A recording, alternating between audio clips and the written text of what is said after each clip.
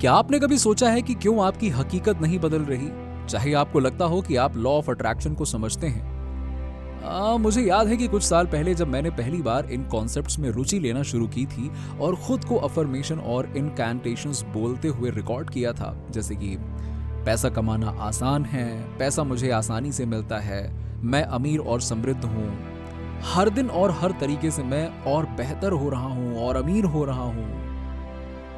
मैं ना सिर्फ ये बोलता हूँ बल्कि अपनी कार में सुनता और साथ में जोर जोर से बोलता था, लेकिन असलियत यह है कि कुछ भी बदल नहीं रहा था। अब सवाल यह है कि क्यों?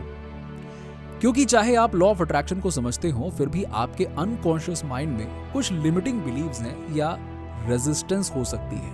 ये लॉ ऑफ अट्रैक्शन का ना काम करना नहीं है, बल्कि यह है कि ज्यादातर लोग ये नहीं समझते कि उनकी सोच कैसे काम करती है।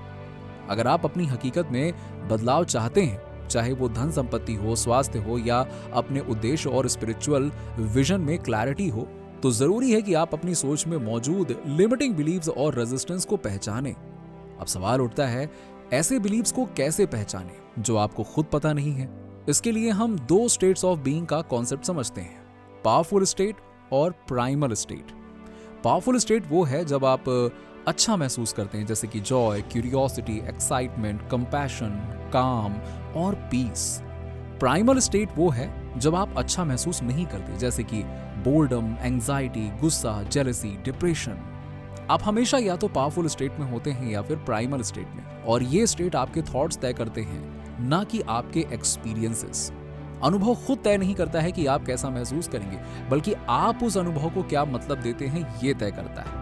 अगर आप अपने लिमिटिंग बिलीव्स को पहचानना चाहते हैं तो उन एक्सपीरियंसेस पर ध्यान दें जो आपको अच्छा महसूस नहीं करवाते। इन एक्सपीरियंसेस के पीछे जो थॉट्स हैं वही लिमिटिंग बिलीव्स हैं। उदाहरण के लिए, अगर आप रिलेशनशिप में हैं और चीजें आपकी अपेक्षा के अनुसार नहीं चल रही हैं, तो अपने ट्रिगर्स और प्राइमल स्टेट में जाने पर ध्यान दें।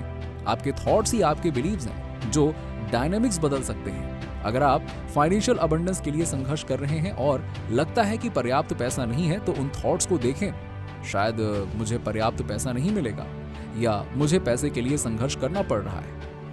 ये बिलीव आपकी हकीकत बना रही है। जब आप इन्हें बदलते हैं तो आपकी हकीकत भी बदलने लगती है। अब एक आसान फॉर्मूला है जो मैंने सीखा था, जिसने मेरी जिंदगी में सब कुछ बदल दिया और जो मुझे अपने सपने अचीव करने में मदद करता है।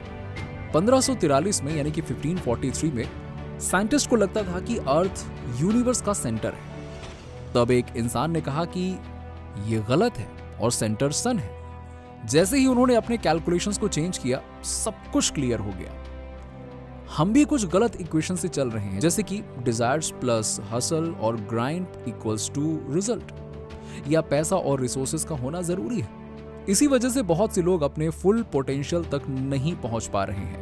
ये है desire plus perfect magic pill strategy, या फिर स्मार्टर बनने का formula equals to desired result. लेकिन ये एक गलत मैथमेटिक्स है जो हमें कंफ्यूज करता है।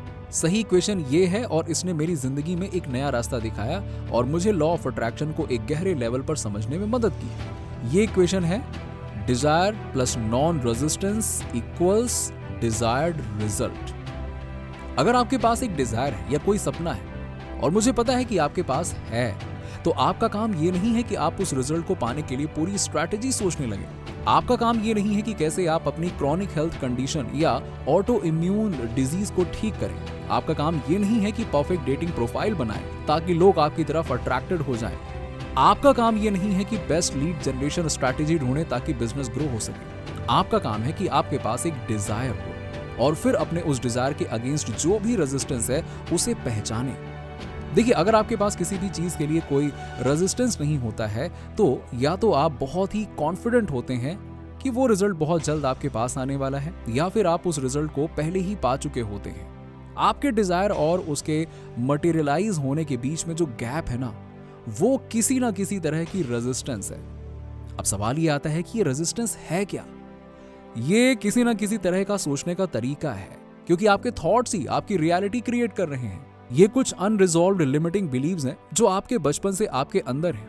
देखिए, जब एक मूर्तिकार अपनी मास्टरपीस बनाता है ना, तो वो एक्स्ट्रा क्ले को हटाकर अपने आर्ट को निखारता है। मूर्तिकार एक रॉ ब्लॉक ऑफ क्ले से उस चीज को रिमूव करता है जो वहां बिलोंग नहीं करती और फिर वही मास्टरपीस बनती है। आपके अंदर एक मास्टरपीस है और बस उस मास्टरपीस को कवर करने वाला एक्स्ट्रा क्ले यानी कि रेजिस्टेंस है। तो कैसे इस रेजिस्टेंस को पहचाने?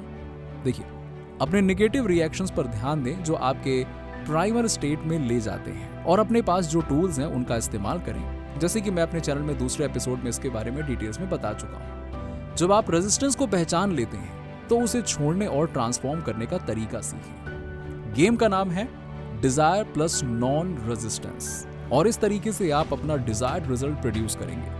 और एक खूबसूरत बात यह है कि आपके पास डिजायर तो पहले से ही है। आपने पैसे की मांग कर चुके हैं ना, आपने अपनी लाइफ में एक चेंज के लिए पहले ही रिक्वेस्ट भेज चुके हैं ना, आपने अपनी हेल्थ के लिए या बेटर रिलेशनशिप के लिए या क्लैरिटी के लिए पहले ही मांग चुके हैं ना। डिजायर तो ऑटोमेटिक हो गया है। बहुत लोग गलती से सोचते हैं कि विजन बोर्ड या रोज सुबह विजुलाइज करना जरूरी है। अरे नहीं, आपने पहले ही अपने ऑर्डर को डिवाइन मैकेनिज्म को भेज दिया है। आपका काम अब नॉन रेजिस्टेंस में रहना है। कभी कभी बार बार मांगना एक्चुअली ये दिखाता है कि कहीं ना कहीं रेजिस्टेंस है।